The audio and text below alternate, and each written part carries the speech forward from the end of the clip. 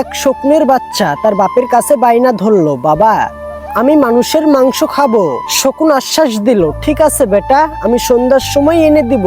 সন্ধ্যার আগ দিয়ে শকুন উড়ে গেল, আর আসার সময় মুখে একটা মৃত শকুনের মাথা নিয়ে বাসায় এনে রাখলো। বাচ্চা অনুযোগের সুরে বলল, বাবা এটা তো শকুনের মাংস, আমি মানুষের মাংস খেতে চেয়েছি। বাপ বলল, অপেক্ষা করো বাবা।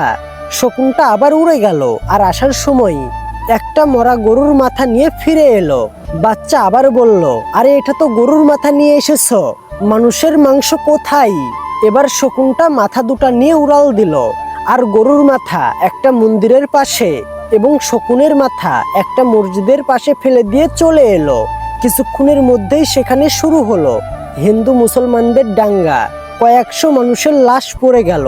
তখন গাছের ডালে বসে থেকে নেমে বাপ বেটা দুজনে মিলে খুব তৃপ্তি সহকারে মানুষের মাংস খেলো। বাচ্চাটা খেতে খেতে বাবাকে জিজ্ঞাসা করলো, বাবা এত মানুষের মাংস এখানে কি করে এলো? শকুন জবাব দিল, এই মানুষের জাতটাই এরকম।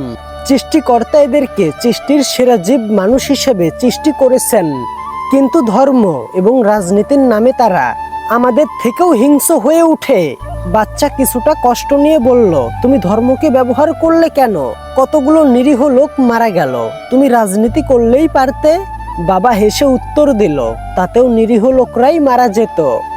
ধর্মটা আবেগের জায়গা, তাই ফলাফলটা তৎক্ষণাৎ। তুমি তো আজকেই খেতে চেয়েছিলে, কিন্তু রাজনীতিটা কঠিন এবং জটিল।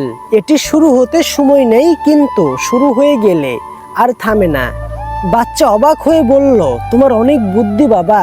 শকুন হেসে উত্তর দিল, আরে ধুর, এটা তো আমি মানুষের কাছ থেকেই শিখেছি।